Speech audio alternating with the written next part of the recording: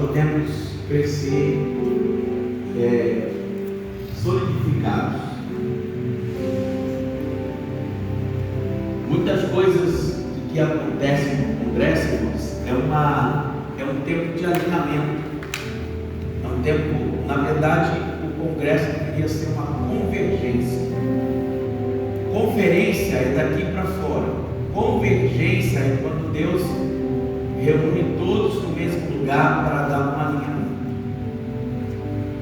Então, não entenda que você está nesse congresso apenas por se consagrar ao ministério, apenas porque é um evento da sua denominação, ou para você conhecer a igreja sede, ou para você estar aqui para receber. Não, nesses dias, pegue tudo que Deus vai usar os pregadores, fique atento a cada palavra, não deixa nada te distrair. Cada palavra, cada mensagem, toma para si. Você está aqui como um obreiro nesses dias. O congresso atinge a igreja, mas nós conseguimos captar muito mais que os membros. Nós conseguimos pegar lá muita coisa. Então a resposta da sua oração pode estar aqui, porque a gente durante muito tempo pregou que a oração move Deus, mas na verdade a oração, Deus nos move ao lugar que Ele já nos respondeu. Então a resposta que você tanto precisa, as respostas às suas perguntas podem estar aqui nesses 3 dias nesse congresso. Então desde o primeiro momento que a gente já chegou aqui, já é Deus nos respondendo, porque eu sei que vocês tiveram lutas para chegar, mas chegaram. E já que chegamos, Deus nos trouxe. Se Deus nos trouxe, Ele quer nos abençoar sobremaneira. Agora, depende se o odre, se o vaso está preparado para receber tudo que Deus quer entregar. Por isso que nesses dias, irmãos, não é para a gente trazer lembranças aqui de coisas ruins. Vocês vão ver muitas coisas que vão projetar vocês ao passado, claro, porque vocês vão lembrar assim, antes era. Mas muitas coisas vocês vão poder ver e falar assim, rapaz, esse tempo que passou, quantas coisas mudaram. E vocês vão sair daqui também com uma perspectiva maior para o futuro. É por isso que em Lamentações está escrito isso: quero trazer à memória aquilo que me dá esperança, porque no versículo 20, Lamentações de Jeremias, é o profeta que escreve isso aqui, ele disse: minha alma continuamente os recorda e se abate dentro de mim. Tem coisas que você se lembra e aquilo te abate, te deprime. Mas existem coisas que você se lembra e que aquilo te põe para cima, te anima. Então, irmãos, a gente não pode olhar para trás para os que pararam, para os que desanimaram, para os que quiseram destruir, para o mal que nos fizeram. Não. Nós temos que olhar por aqueles que Deus nos deixou. Uma coisa que eu tenho aprendido é que quem se foi do nosso ministério não levou consigo nossa visão, não levou consigo o nosso chamado, não levou consigo o propósito de Deus. Então eu não tenho que focar em quem saiu, eu tenho que focar em quem ficou. Eu tenho que focar naqueles que continuam leais à causa. Porque há uma diferença da lealdade e há uma diferença da fidelidade. O fiel, ele é fiel por obediência, mas o leal, ele é leal porque ama. O leal é leal porque ele ama a liderança, e por isso ele é leal. Ele pode estar do outro lado, no Japão, pode estar nas Américas, longe, quilômetros de distância, mas lá ele está focado ao que vem direto do altar.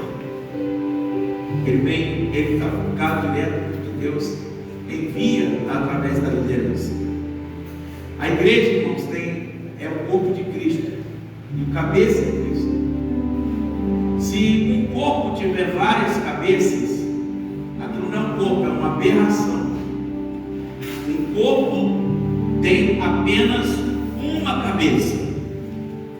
E nós conseguimos entender claramente, dentro de um propósito, dentro de uma visão de Deus, o chamamento daquilo que Deus tem estabelecido para a nossa vida. Então, o salmista, o profeta Jeremias, ele vem dando para a gente algumas orientações. E a primeira é: as misericórdias do Senhor são a causa de nós não sermos consumidos. Deus se ira, mas a misericórdia dele se renova a cada manhã. Para cada dia Deus tem uma porção de misericórdia. Então hoje Ele terá misericórdia de nós, amanhã Ele terá misericórdia conosco e continuará tendo misericórdia. A única coisa que nós precisamos ter é que o Senhor é a nossa porção, ou seja, o nosso galardão, é quem nós dependemos, é quem nós necessitamos, é disso que nós precisamos, amados. Eu quero dizer aos irmãos uma coisa muitíssimo importante, que durante alguns tempos uma frase de Spurgeon marcou muito a minha vida, e isso está fazendo com que o meu ministério tenha uma mudança. Eu preciso compartilhar com vocês. É uma frase onde ele disse assim: eu prefiro treinar um homem orando do que 10 pregando. E durante muito tempo eu treinei pessoas a pregar, e fui modelo e exemplo de pessoas na pregação. Mas eu quero, em nome do Senhor, irmãos, começar a treiná-los, prepará-los para serem homens e mulheres de oração. Você não tem noção quanto que a oração pode mudar, sacudir, estremecer o inferno. O inferno não consegue, irmãos, ter êxito na vida de quem é de oração. Se você for uma mulher de oração, se você for um homem de oração, você é um homem vitorioso, sempre. Mas se você não for uma pessoa de oração, você vai ter algumas vitórias. Mas se você for de oração, você vai ter vitória sempre. Sempre. Então não importa se você vai orar no monte, se você vai orar em casa, se você vai fazer a sua sala de oração. Mas nós queremos, em nome de Jesus, desafiar primeiro, a partir do ministério, que você seja uma pessoa de oração, que você seja uma pessoa, uma mulher, um homem que gaste tempo com Deus, que você gaste tempo no clamor, que você gaste tempo, desfrutando de tempos de paz. Porque o lugar mais seguro, amados, para você estar é na presença do Pai. Quando você está na presença do Pai, quando você está na presença de Deus, ali você desfruta de grandes riquezas. Foi por isso que eu me empenhei para escrever esse livro, o Manual do Intercessor, onde eu consegui pegar esse livro lá no Rio de Janeiro, no último minuto do segundo tempo. Quando eu cheguei, a transportadora já estava encerrando as portas. Pegou mais um minuto, só não conseguia levar o livro. E aí, feriado, eu poder pegar mais só depois, na segunda-feira. Eu queria muito lançar esse livro aqui no Congresso, tá? Aonde a gente trabalha isso aqui que eu vou ler na contracapa. Muitos irmãos não oram porque não sabem orar. Oração, para ser respondida, tem que saber como orar. Para cada tipo de batalha é um tipo de arma. Então, às vezes você está fazendo um tipo de oração de guerra quando deveria fazer uma oração devocional. Às vezes você está fazendo uma oração devocional quando você deveria estar guerreando. Às vezes você está fazendo uma oração simples, mas eficaz. E às vezes você está orando horas e horas e horas e nada. Então, propósitos e visão para a oração não é simplesmente pegar e fazer. Igual o carro. Quando você vê uma pessoa dirigindo, você pensa, é fácil, vou pegar, vou entrar, vou dirigir. Não, não é assim. Aí você fala, me ensina como é que é. Aí alguém diz assim, isso aqui é embreagem, isso aqui é freio, isso aqui é o acelerador. Isso aqui o carro vai para frente, isso aqui para o carro, isso aqui é a embreagem. Para que serve a embreagem? Aí na sua cabeça é a embreagem, é para passar a marcha. Não. A embreagem é para reduzir a força motriz do carro. A força do carro é diminuída ou fortalecida com a embreagem. A oração é essa embreagem. Aonde você, irmãos, precisa ter isso em sua mente. Outros não oram porque acham que as suas orações não são ouvidas. Outros não oram porque não sabem o valor desta chave. São muitos os motivos pelos quais muitos irmãos não oram. Neste livro, o autor deixa claro que todas as orações, sem exceção, são ouvidas. E elas podem não ser respondidas porque dependem de nosso comportamento em relação ao caráter de Deus, mas sempre são ouvidas. Outra coisa enfatizada aqui é o papel fundamental dos anjos na oração, e o autor traz uma revelação profunda sobre o assunto. Irmãos, quando eu estava preparando a mensagem dos dias de clamor, e que o Espírito Santo falou no meu coração, todo momento que um crente está orando tem um anjo ali, e é a função do anjo pegar a sua oração e transferir essa oração para a mão de Deus. Todos os momentos que você vê Josué, Moisés, Paulo, você vê Silas, você vê Jesus Cristo orando, tinha anjos do lado. E eu mostro vários textos bíblicos aqui, aonde a oração ela tem uma conexão profunda com o anjo. É por isso que a capa do livro é um jovem prostrado, orando aonde céu e terra se encontram. A oração, irmãos, faz com que céu e terra se encontrem. É uma ponte, é uma ligação que é algo tremendo, né? Então, eu também coloquei esse modelo de capa, porque se você ler no texto de Lucas, capítulo 1, versículo 9 e 10, vê se coloca esse versículo aí, você vai observar que existe ali no templo, né, de um presidente do templo, e ele aparece em Jeremias, capítulo 20, né? E nesse tempo de Lucas 1, 9 e 10, aonde ele estava, que o presidente tinha uma função no templo.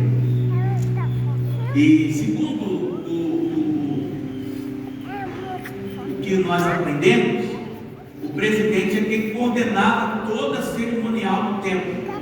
O presidente do templo. Tinha os sacerdotes, lembrando que os sacerdotes, levitas são levitas, mas tinha um específico que a função dele era o presidente.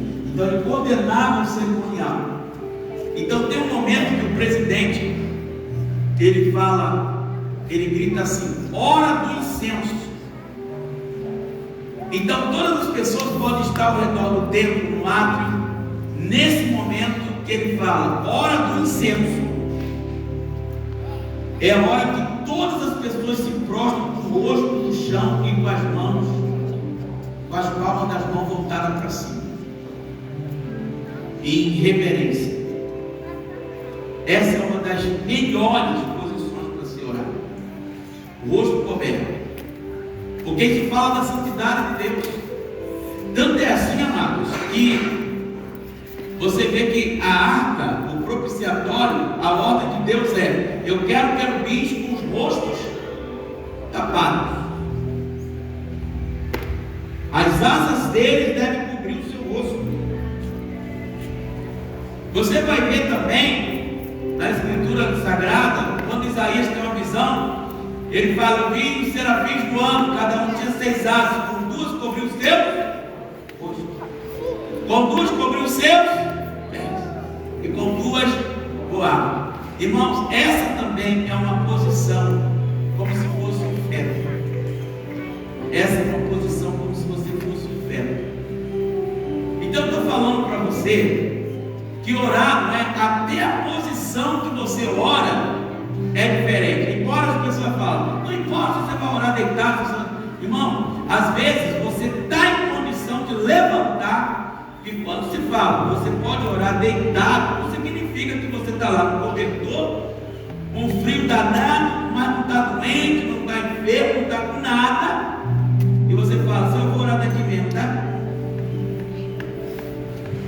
A posição, irmãos, de você orar significa muito. Você certifique de que você esteja realmente com vontade de orar, porque não é fazer de qualquer jeito.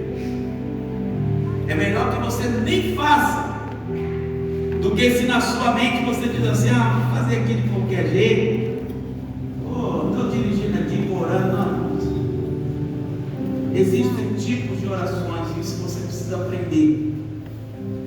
Então esse livro é um manual. Por que eu chamo manual? Porque é um treinamento. Aqui não é a ideia de te falar para orar. Aqui te ensina como orar. Os discípulos de Jesus não pediram para Jesus ensinar eles a fazer milagre. Mas em Lucas capítulo 9 eles falam: Jesus, ensina-nos a orar. Senhor, ensina-nos a orar. Então, ou seja, eles sabiam a importância da oração. Então, olha o que diz aqui no versículo: segundo o costume sacerdotal, houve-lhe sorte para quem? Zacarias entrar no templo do Senhor para oferecer o incenso. Versículo 10: e toda a multidão do povo estava onde, gente? E eles estavam fazendo o quê? Orando. A hora. Então a hora do incenso é uma hora sagrada. Então diga: a hora da oração é uma hora sagrada. Irmão, não é uma hora que você está comendo, que você está bebendo, que você está fazendo isso, que você está fazendo aquilo. Não. A hora da oração é a hora sagrada. Assim como a nossa refeição é hora sagrada, porque o incenso são as nossas orações. Então eu quero trabalhar isso com você. Eu quero que o nosso ministério seja um ministério de oração. Nós seremos homens e mulheres de oração. Deus vai derramar nesse lugar uma unção onde todos vão se prostrar de joelho, vão sair desse lugar reconhecendo a necessidade de orar. E Deus vai fazer milagres em nosso meio. Então este livro te levará a experiências profundas na oração, e é um treinamento para quem já ora, um despertamento para quem não ora. E aqui eu coloquei alguns modelos de oração, alguns modelos importantes de oração. Por quê, irmãos? São todas as orações que a gente deve fazer. Então, só para você conhecer o livro, eu coloquei para quem quer fazer uma campanha individual de jornada de oração. Eu coloquei 40 dias de oração. Por que 40 dias? Se você propõe 21 dias, é para mudar um hábito. 40 dias para se transformar no hábito. Em 21 dias fazendo a mesma coisa, aquilo cria um hábito. 40 dias vira um hábito, vira um costume. Então você vê que aqui diz assim: como de costume. Tem coisas que você precisa acostumar a fazer. Costume. Então, queridos, eu coloquei aqui, então vamos dizer assim, o primeiro dia. Então você vai colocar, vai ler o versículo 1 Pedro 1,23, que está escrito: eu sou filho ou filha de Deus, pois nasci novamente da semente corruptível da palavra, que vive e permanece para sempre. Nesse dia você vai escrever o que esse versículo está falando a seu respeito. Quem Deus diz a seu respeito. O que a palavra significa. E aquilo vai entrando dentro de você. Aí o segundo dia: eu sou perdoado de todos os meus pecados e lavado. Aonde está isso? Do sangue de Jesus Cristo, Efésios 1:7. Então você vai ler esse versículo e vai também escrever tudo que Deus está falando a seu respeito. 40 dias fazendo isso, eu garanto, amados, a sua vida vai mudar assim instantaneamente. Vai mudar. Então esse primeiro é uma jornada de oração de 40 dias, que você vai estabelecer um propósito. Depois eu escrevi uma para a oração de um mês, que são orações de 31 dias. Nessa seção do livro eu apresento 31 orações para que você faça a oração por dia durante um mês. Então são orações pequenas, mas às vezes você está assim, vamos dizer, como é que eu vou explicar? Você quer orar, você sabe que precisa orar, mas não tem palavras ali para orar. Então você vai lá assim: rapaz, que oração o apóstolo colocou hoje no primeiro dia? Hoje eu estou no dia 15, não tem nada para orar. Então deixa eu ver aqui. Oração sobre identidade e destino, para tomar posse da sua identidade. Aí eu coloco um versículo que te fortalece: antes que eu formasse no ventre materno, eu te conheci, antes que saísse da madre, eu te consagrei e te construí profeta das nações. Então aqui eu coloco a oração. A oração, ela é simples: sou filho de Deus, sou precioso, sou amado, não conquistei seu amor e nem posso perdê-lo. É um presente de Deus para mim. Antes que meus pais soubessem que eu estava a caminho, Deus estabeleceu caminhos para que eu andasse neles. Ninguém pode desfrutar da vida da mesma forma que eu. Deus preservou a minha vida para mim e deseja que eu ande nela. Não fui criado para substituir ninguém, existe que Deus me destinou para viver. E ali na meditação, na oração, quando eu estou nessa oração aqui, irmãos, o Espírito Santo vai falar no coração. E aí o que você vai entender e compreender em relação a tudo isso aqui? O que você vai entender e compreender em relação a tudo isso aqui? Você vai entender, você vai compreender, e fez uma oração onde eu tenho certeza que Deus te ouviu. Aí você fala: mas apóstolo, você não viu uma reza? É melhor se transformar numa reza, uma coisa que você repete, do que você não fazer pelo menos igual os católicos fazem. Porque os católicos, pelo menos, são mais crentes que você. Eles pegam Deus, fazem novena, trezena, e eles vão lá assim, cada carocinho daquele uma oração, repetindo a mesma frase. Se orações não tivessem de ser ensinadas, Jesus não colocava um modelo de oração na Bíblia. Ele colocou a primeira oração, João 17, a oração sacerdotal.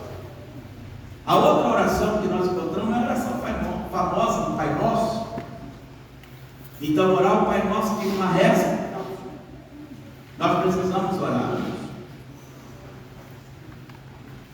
Então, é um exemplo de destino. Aí vem o segundo dia de oração, que eu sou especial. Por que eu coloquei primeiro para a gente? Vou explicar outra parte do livro, que é: por que primeiro você tem que aprender a orar por você? Porque tem muita gente que vai te pedir oração. Ora por mim. Mas como você, amado, vai orar pelos outros, se você não ora nem por você mesmo? Então, primeiro você vai aprender a orar para si. Depois você vai orar para os outros. Há uma diferença de oração para intercessão. A oração intercessória é para quem se coloca no lugar da outra pessoa. E isso é batalha, isso é guerra. Porque você, quando se transforma em intercessor, você pode colocar-se entre Deus e a pessoa. Você pode colocar entre Deus e o diabo. Você pode se colocar na brecha entre Deus, entre a pessoa e o pecado dela. E aí é uma oração que nós vamos chamar de oração de confissão, e por aí vai. Então, por isso, amados, é que eu preparei esse exemplar para te ajudar a ser uma pessoa de oração. Não tenho objetivos nenhum com os meus livros de venda. Eu tenho objetivo sim, de treinar a pessoa, preparar a pessoa. Todo meu livro são instruções, são experiências pessoais, não são nada disso. São de vida e prática daquilo que Deus tem me falado para entregar às pessoas. Então, querido, se você puder, adquire esse livro. Se você é pastor, leva esse livro para a sua igreja. Explica isso que eu expliquei.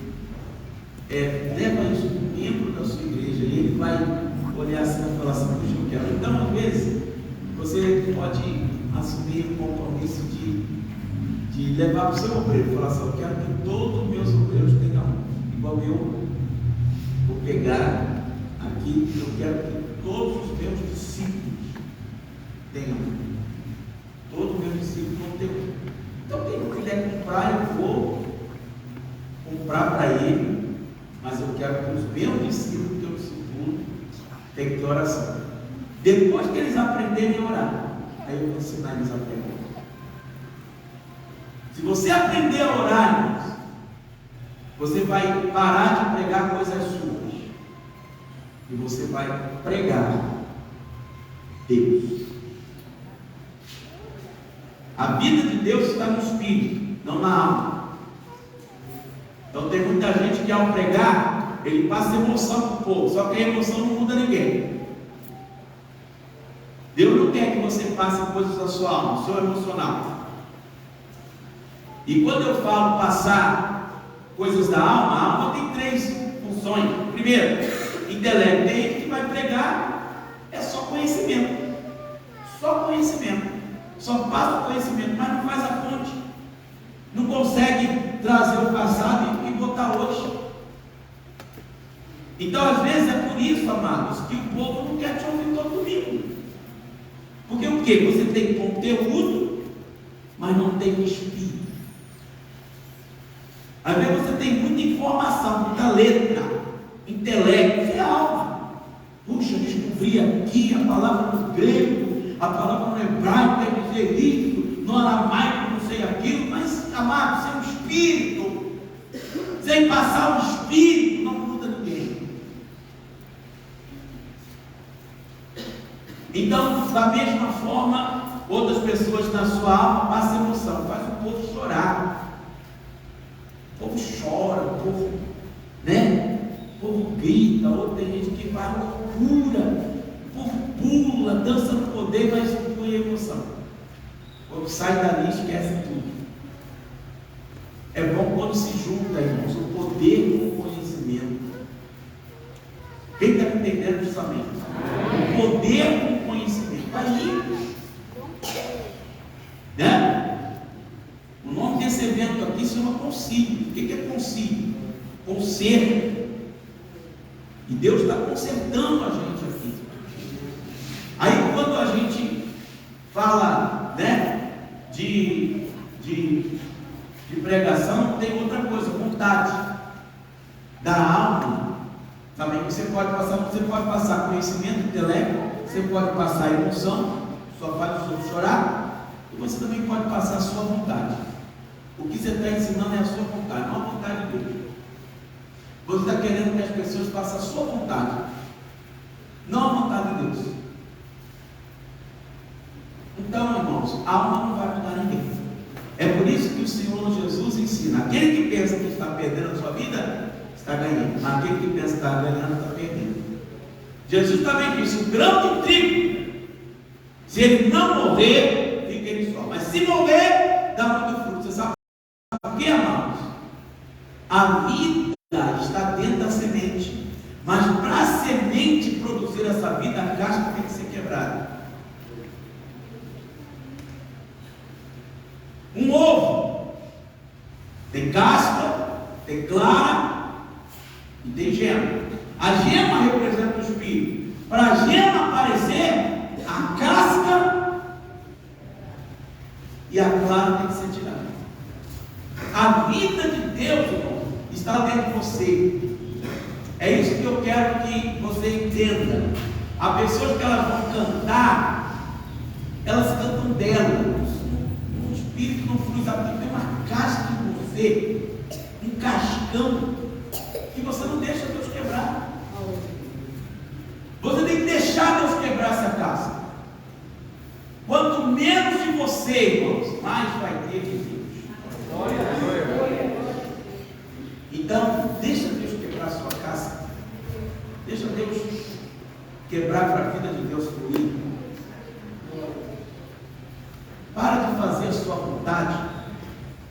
Para de andar de acordo com a conversa dos outros, com a palavra dos outros. Começa a ter uma visão diferenciada da vida de Deus na sua vida. Então, põe a sua boca no pó, talvez há esperança. Por isso, amados, eu agradeço a Deus pelo privilégio de estar lançando esse livro aqui nesse congresso e poder explicar para os irmãos, assim, mais a minutos que eu não vou poder fazer no culto, sobre o propósito da oração. E a última fase do livro eu coloco pequenas orações, mas a oração que Deus gosta. Tem uma aqui, então, irmãos, que eu queria que você queria fazê-la todo dia. Também deixa algumas páginas para você fazer as suas próprias anotações, experiências que você tiver, você compartilha comigo. Já na próxima, quem sabe eu já possa, eu já possa até colocar aqui nesse livro uma experiência que você tenha tido depois do leitura desse livro. Eu tenho certeza que eu vou tirar a primeira, segunda, terceira, quarta edição em nome de Jesus. Vamos treinar um exército de intercessores. Essa oração aqui é a oração 2 das pequenas orações, que é uma oração que Moisés fazia. Quanto mais Moisés fazia essa oração, o coração de Deus derrete. Eu explico isso aqui no livro. Mas ele orava assim: é verdade que tu és Yahvé. Até hoje os judeus oram essa mesma oração, tá? Toda sexta-feira. Eles sabem que Deus gosta disso, dessas afirmações. Mas não é repetitivo. Jesus diz: quando fores orar, não seja igual às repetições. Sabe o que são as repetições que Deus diz, irmão? Porque tem gente que vai orar, a oração dele é assim: Senhor nosso Deus Pai, ô Pai, em nome de Jesus Pai, ô Pai, Pai. Deus tem vários nomes. Você precisa aprender a se organizar para orar. Ô Pai, faz Pai, ô Pai. Irmão, é palavra repetitiva. Você já falou vários pais sem necessidade. Você fala vários amém sem necessidade. Vamos fazer a coisa direito. Senhor nosso Deus e nosso Pai, em nome de Jesus, o teu Filho, eu te agradeço. Ó, tu és santo, tu és sublime, tu és excelso. Irmãos, traz a oração para a memória. Faça uma coisa organizada. Não é orar na emoção. A emoção te faz assim, você fica nervoso. Ah, Senhor nosso Deus, é nosso Pai. O que você falou? Não entendi. Então, irmãos, orem direito. Aprenda a orar. É triste quando você entrega uma oportunidade para o obreiro orar. Irmão, você vai orar agora para o almoço. Ao cara, se eu abençoo o governador, o presidente da república, irmão, você vai orar para a refeição. Você está orando para o Brasil? É que você tem que orar para a refeição. Vamos orar agora especificamente para a cura. É para a cura que você vai orar. De uma pessoa. A gente tem que fazer as coisas em ordem. Então essa oração é assim, e eu termino aqui. É verdade que tu és Yahvé. Yahvé é o nome de Deus em hebraico, nosso Deus. O Deus de nossos pais és o nosso rei, ou seja, o governo, e o rei de nossos pais. És nosso Salvador e a rocha da nossa salvação. Então aqui ele apresenta nosso Deus, nosso Pai, nosso Rei e nosso Salvador. És o nosso ajudador e libertador. Teu nome vem de toda a eternidade, não há Deus além de ti. Aqueles que foram libertados entoam para ti um novo canto, como o rei dizendo, essa afirmação agrada: reinará Yahvé, que salva Israel. Então, uma oração simples, mas pensa como Deus se levanta do trono para ouvi-la e o incenso funciona para ele assim. Amém, queridos? Amém. Quem entendeu, diga glória a Jesus. Glória a Jesus. Vamos começar então o nosso concílio. Os irmãos estão doidos para responder as perguntas. Oi? Então, pastor, eu vou fazer uma promoção aqui grande.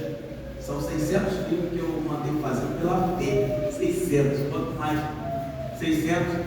Então, as apostolas estavam cobrando 40, R$ 39,90. Mas, se a pessoa levar o outro livro que eu fiz, que é o Semeadura e Colheita, que foi lançado em 2016. Aí tinha gente pedindo notícia. Se levar, leva os dois por 50, vai sair R$25. Tá? Mas assim, se o senhor quiser levar uns mil para a sua igreja, a gente conversa. Muito bom para presentear. Amados, eu quero chamar os pastores já consagrados aqui para as primeiras